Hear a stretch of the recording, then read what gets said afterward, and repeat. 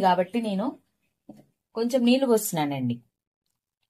మనము మళ్ళీ ఉడకబెట్టుకుంటాము కాబట్టి కొంచెం నీళ్లు పోసుకోండి. ఉప్పు కారాలు వేసిన తర్వాత పొయ్యి మీద జస్ట్ ఒక 2 సెకండ్లైనా ఆ సెగ అనేది ఆ ఉప్పు కారాలు టేస్ట్ ఉడకబెడితేనే టేస్ట్ బాగుంటుందండి. మంచిగా ఇట్లా కలిపుకున్నాము. మళ్ళీ ఒక 2 నిమిషాలు కుక్కర్ పొయ్యి మీద పెట్టి ఉడకబెట్టుకుందామండి. ఉప్పు కారాలు ఇప్పుడే వేసాం కాబట్టి కొంచెం సేపు ఉడకబెట్టుకొని తీసేద్దామండి. ఇదిగోండి చూసారు కదా, ఇట్లా మంచిగా ఉడకబెట్టుకున్న తర్వాత ఇట్లా వస్తుందండి, వాటర్ అంతా పైకి తేలుతుంది. అప్పుడు దాకా కొంచెం సేపు అట్లా ఉడకబెట్టుకొని ఇంకా ఆపేద్దామండి. ఇప్పుడు మనం ముందుగా వేసుకున్న తాలింపు ఉంది కదండి, ఆ తాలింపు వేసుకుందాము. వేసుకున్నాం కదా, మంచిగా కలుపుకుందామండి. లాస్ట్ లో కొత్తిమీర వేసుకుందాము. కొత్తిమీర వేసుకుందాం కదండి.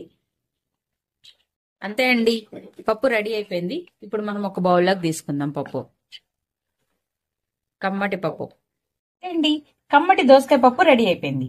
ఈ వీడియో కనుక మీకు నచ్చినట్టయితే ప్లీజ్ లైక్ చేసి, షేర్ చేసి, సబ్స్క్రైబ్ చేసుకోండి. Thank you for watching Sravya's recipes.